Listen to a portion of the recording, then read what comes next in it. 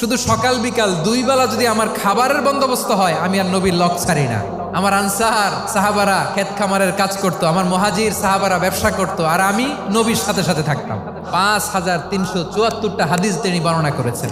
সবচেয়ে বেশি হাদিস বর্ণনাকারী সাহাবী আবু হুরায়রা রাদিয়াল্লাহু তাআলা আনহু। বিড়ালের বাবা কি করতেন? খালি হাদিস মুখস্থ করতেন। হাদিস প্রিজার্ভেশনের কাজে বিশ্বনবী ওনাকে কাজে লাগিয়েছেন। উনি একদিন বলেন, ইয়া রাসূলুল্লাহ আসমাউ মিনকা কাসীরান ফালা আহফাজু। নবী, অনেক কথা শুনি, আমার মনে থাকে না। বিষ্ণু বললেন, তাই তোমার চাদরটা বিছাও। আবু হুরায়রা বিছালেন। বিশ্বনবী হাত বুলায় দিলেন। এরপরে অনেক হাদিস বর্ণনা করলেন। আবু হুরায়রা বলে, তারপর থেকে বিশ্বনবী যাই বর্ণনা করে আমি শুনি আর একটাও বলি না। এখন সুবহানাল্লাহ। বিশ্বনবী ওনাকে নবীর এই যে লক্ষ হাদিস প্রিজার্ভেশনের এই দায়িত্ব দিয়েছেন সাইয়েদনা আবু হুরায়রা রাদিয়াল্লাহু তাআলা আনহুকে। আপনারা কি খেয়াল করেছেন কত বড় চৌকস ট্যালেন্ট হান্টার ছিল আমার নবী? এক একজনের এক এক ট্যালেন্ট, এক একজনকে এক এক দায়িত্ব দিয়েছেন, এক একজনের প্রতিভাকে এক একভাবে বিকশিত হওয়ার সুযোগ দিয়েছেন। আওয়াজ করে বলেন ঠিক কি না?